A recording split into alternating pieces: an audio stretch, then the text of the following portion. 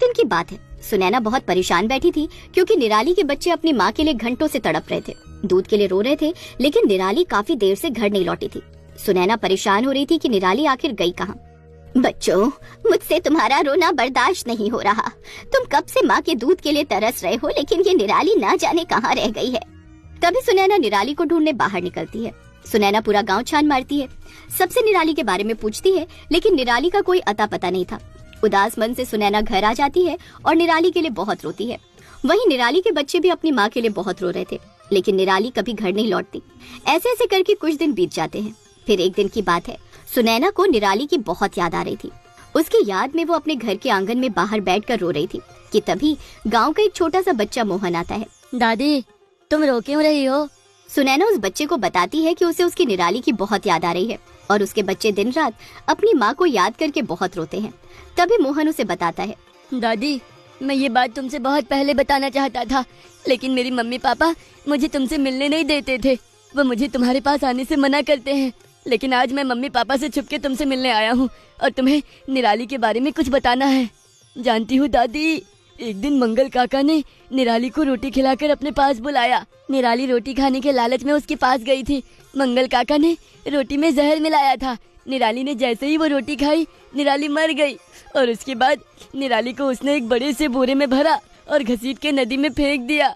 मंगल काका अच्छे इंसान नहीं है, ये सब मैंने चुपके से अपनी आंखों से देखा है। ये बात सुनकर सुनैना को बहुत बड़ा धक्का लगता है। वो निराली के लिए बहुत रोती है।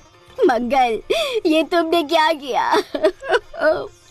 तुमने दूध पीते छोटे छोटे बच्चों से उनकी माँ को ही छीन लिया।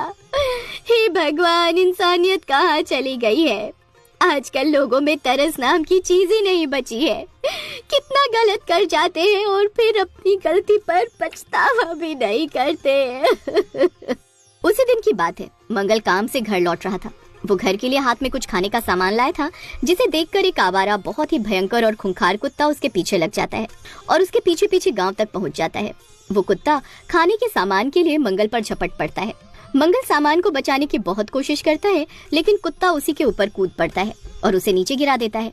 उसके सारे कपड़े फाड़ देता है, उसे बहुत बुरी तरह जख्मी कर देता है। अरे बचाओ बचाओ, मुझे कोई बचाओ, अरे ये कुत्ता मुझे मार डालेगा। उस खूंखार कुत्ते को देखकर कोई भी गांव वाला उसके पास आकर उसको बचाने की हिम्मत नहीं करता है, लेकिन उसी समय वहाँ पर निराली के तीनों बच्चे खेल रहे थे। जब वो देखते हैं कि उनके ही गांव के एक सदस्य पर खूंखार कुत्ते ने हमला बोल दिया है। वो तीनों छोटे छोटे जरूर थे, लेकिन फिर भी उन तीनों में साहस बहुत था। तीनों मिलकर कुत्ते पर हमला कर देते हैं और उसे गाँव से बाहर भगा देते हैं। साथ ही मंगल की भी जान बचा लेते हैं। इस तरह से मंगल अपने किए के लिए बहुत शर्मिंदा था। तभी वहाँ पर सुनैना भी आ जाती है। देखा तुमने मंगल, कैसे निराली के तीनों बच्चों ने आज तुम्हें इस खूंखार कुत्ते से बचाया। अगर ये ना होते तो कोई हिम्मत नहीं करता तुम्हें बचाने की और शायद तुम्हारी जान भी चली जाती। लेकिन तुमने क्या किया? तुम मुझे पसंद नहीं करते थे, तुम्हें मेरे साथ दिक्कत थी। हमेशा तुम मेरे खिलाफ गांव वालों को भी भड़काया करते थे, जिस वजह से तुमने धोखे से रोटी में जहर मिलाकर निराली को खिलाया और उसे मार दिया। क्या तुम में इतनी भी इंसानियत नहीं बची थी कि तुमने छोटे छोटे बच्चों को उनकी माँ से अलग कर दिया? क्या बिगाड़ा था उस बेजुबान ने तुम्हारा? अब तुम जितने भी पुण्य करोगे ना, तुम्हारा ये पाप कभी भी मिटने वाला नहीं है। मैं अपने किए के लिए बहुत शर्मिंदा हूँ काकी, मुझे समझ में नहीं आ रहा कि मैं अपने इस पाप को कैसे मिटाऊं। अब क्या फायदा मंगल पछतावा करके? जो करना था वो तुमने कर दिया।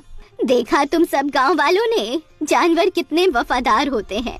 इन्हें मैंने पाला है, लेकिन ये वफादारी पूरे गांव के साथ निभा रहे हैं।